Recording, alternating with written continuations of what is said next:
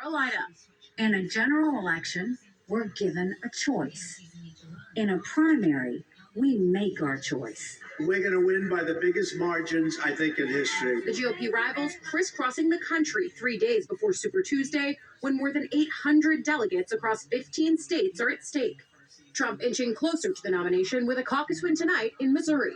The former president and much of the Republican Party ready to call him their nominee, even though the primary is not actually over. Trump today seemingly irked at Haley's staying power. People say, don't even talk about her. I know her very well. She's very average. Super Tuesday's contest could essentially secure Trump's spot as the party's standard bearer.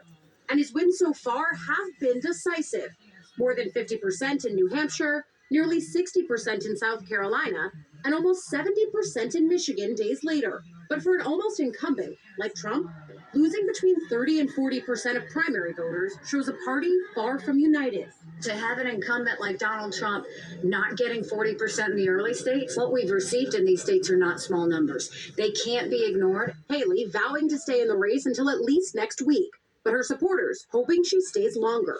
I'd like to honestly see her take it all the way to the convention. It pains me that he still has such a hold on our party.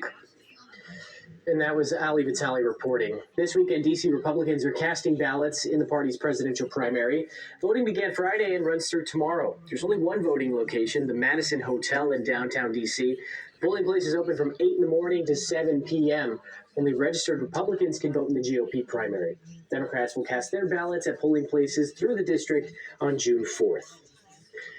Folks, the DMV is officially on cherry blossom watch, and the National Park Service says the Yoshino cherry trees hit the first of 6 stages on their way to peak bloom. Here's a look at the trees this afternoon at the tidal basin. The Park Service says peak bloom will begin on March 24th. That matches with Storm Team 4 Chief Meteorologist Doug Kammer's forecasting. He says the trees will be at their most beautiful March 23rd to March 26th. People marked Harriet Tubman Day in the district, and who is that?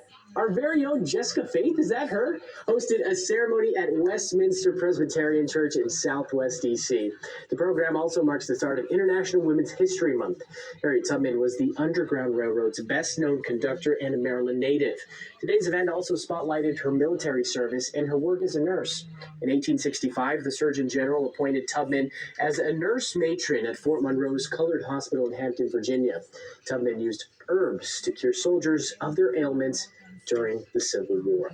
So, Jessica, did I say that was probably a pretty cool event for you? You mentioned earlier you learned a lot about Harriet Tubman's legacy. That's pretty cool. You know, this was the perfect way to wrap up Black History Month and go into Women's History Month, the perfect person to honor today. Absolutely. And I was honored to be a part of it. One of the things I learned was that during the Civil War, she freed over 700, I believe it was, over 700 enslaved people. Yeah. So, I mean, just incredible, so incredible. And I, again, was honored to be a part of this event. It was really great. And what's also looking really great is our forecast. Yeah, I was about to say, it looks awesome. For tomorrow specifically, looking really nice because, you know, we started off the day cloudy and kind of dreary out there with some rain. We'll see a mix of sun and clouds, pretty mild temperature. So tomorrow afternoon should be really nice for you to be out and about. Now for tonight, it's going to be cool, calm, so some patchy fog could develop. And for the week ahead, we will have periods of rain, so you want to keep that umbrella pretty close. Looking at the fog development, again, it's going to be patchy, which means it could be in some areas, and other areas could be clear. So if you do have an early start to the day, plan on leaving a little early so you can really take your time through the reduced visibility. But by late morning, it'll be gone, and that's the only thing we really have to worry about tomorrow. Tomorrow is going to be really nice. First, we start the day on a cool note, 44 degrees, and then with high pressure in the area, we keep those nice calm conditions. So if you want to go to brunch, you don't have to worry about having the umbrella, and temperatures warm up very nicely during the middle of the day. So by the early afternoon, we're in the lower 60s, which really feels nice, especially for the beginning of March. 65, how about that?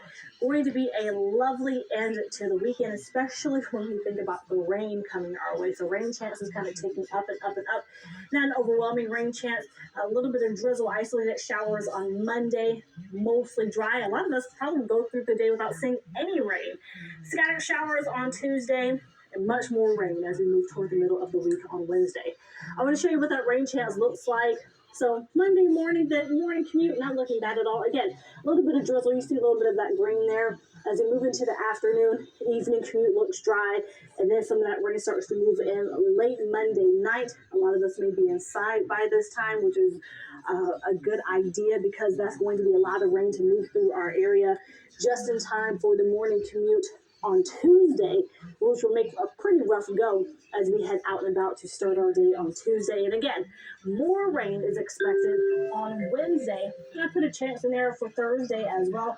So a few showers heading into next weekend. Looks like Saturday could have a few showers as well. But overall, even with the rain chances on the board, we're looking at a pretty nice 10-day forecast temperature-wise, at least, with highs either in the 50s or 60s, Mauricio.